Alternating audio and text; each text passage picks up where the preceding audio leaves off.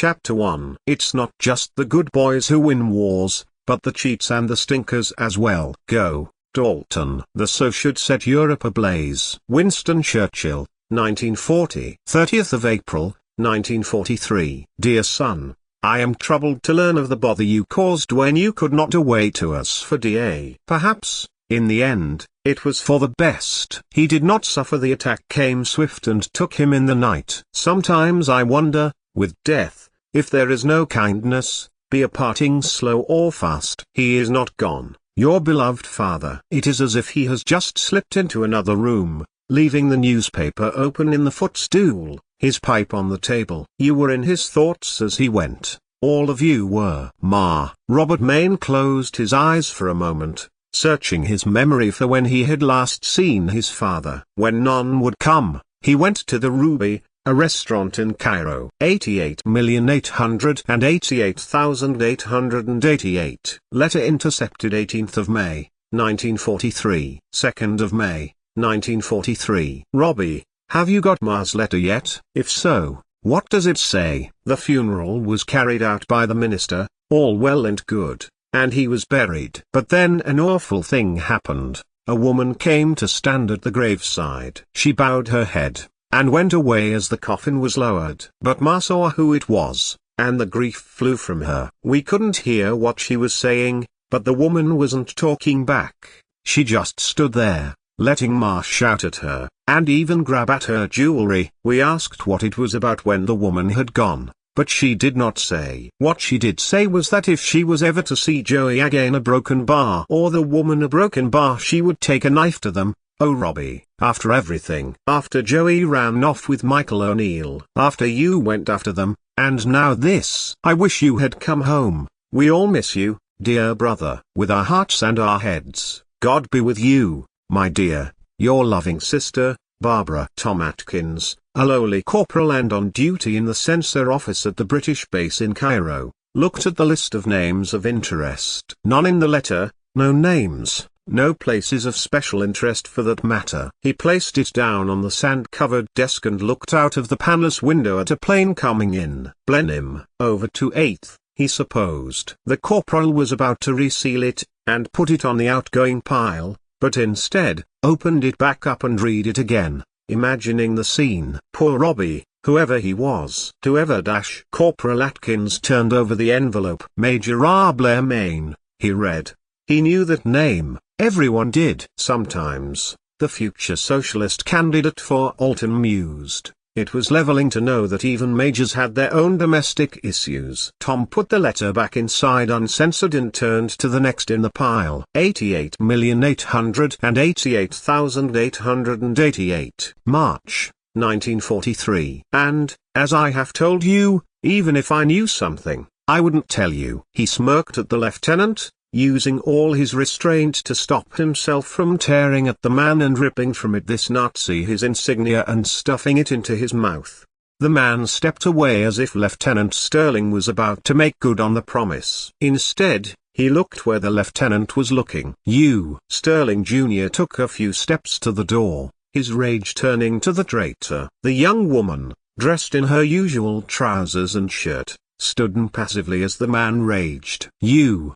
He shouted again and stormed more furious steps towards her. The woman did not move, instead, held up a hand as Captain Eggers of the 5th Wehrmacht rose from his seat. No need, Captain, Nick 10 A tilde Pilgrotig, Capit A tilde currency N, she added, as Captain Paul Prum rose too. She looked across to David Sterling. Though his advance across Colditz's flagstone floor had stopped short of the woman, if his icy glare was a weapon, she would have been unequivocally dead.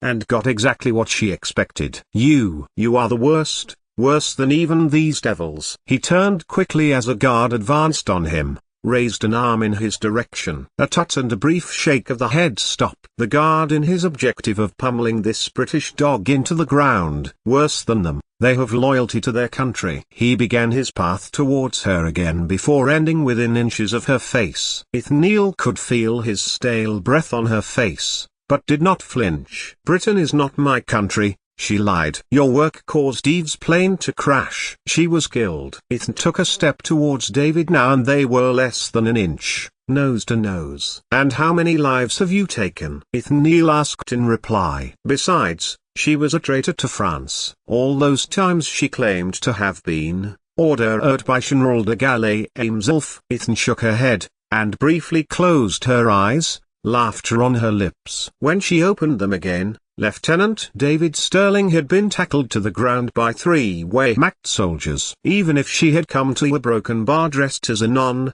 no doubt, how long before she realized you were of no use to her? That your brother, Bill, was of more strategic value? You lie. Ethan scoffed. What use would I have to lie to you when you know it to be true? Sterling looked at the stone floor and cursed. You a broken bar, Lee, a broken bar. If you have finished interrogating the lieutenant, Haupt Matilda Karansina, Ethan nodded to Pramandegas, who translated, take him back to his cell. She turned to go, putting her hand on the door latch. Then, she turned back. Oh, and make sure he receives no parcels, no gifts, no letters, she emphasized, meaningfully, unless they have been thoroughly searched. Then, she stepped towards the fireplace, taking out the epistolary Mansour Testament. David Sterling struggled in vain to get up. He watched, anger curdling with despair as Eve's letters to him transubstantiated into ash. Without a second glance,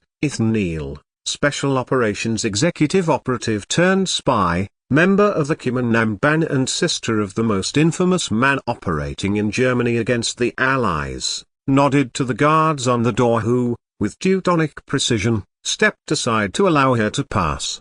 You are poison. Sterling snarled to the retreating back of the woman who, unbeknownst to him, was to be pivotal to the remainder years of the war. Then, he played his incendiary card. Joyce. That's your name. Everyone knows it. Joyce. 88,888,888. September 1943. Your brother is someone I know very well. In the cold light of the proto-dawn, pale lemon overscoring the ink blue of night, David Sterling turned onto his side and propped his head up on his shoulder. He breathed on her neck, which tickled all the way across her shoulder and down her neck. When, at first, he would take her, she would always start out by resisting. The first time had been against the door of his cell as he tore her clothes from her body. She wriggled, turned on, he knew. It took his mouth close to her collarbone to let him unbutton her dress. The dress. She had repaired it exceptionally well. Robert would kill you,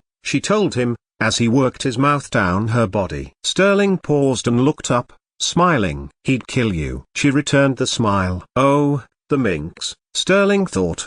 How she deserved the hammering he was about to give her. Aye, he would, she replied, in an uncanny Newtownard's accent. David leaned back suddenly in shock. There were no thoughts of Eve when she was with him. He needed nights like these, sometimes. And she broken bar liked to pretend she didn't want it. The cock tease. David brushed his hand over her stomach as his mouth got to her thighs. She recoiled a little as he clenched his fists around her wrists. She was no spy, she was too good at it. Unfortunately, the Germans were, sigh, increase rhythm, oh God. They had no idea she was, Hugh a broken bar, Hugh, playing the part, her broken bar.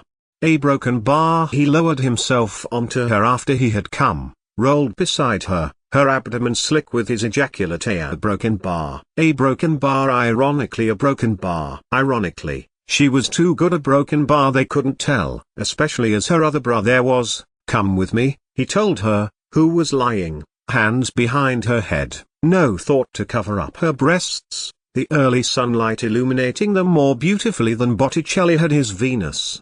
I thought a broken bar, I just need to. He put a finger to her lips. She bit, a bit more than playfully. David pushed himself up onto his elbow, and looked at Paddy Mayne's little sister. If ever he found out what he had just done to her, 3 times a week since May, his life would, with certainty, be at considerable risk. Sterling leaned over her beautiful body and glanced down into the courtyard, towards the new tunnel that was being built, only just passed by Kolditz's escape committee, needed to coordinate the prolific escape attempts. averaging at about a person a day.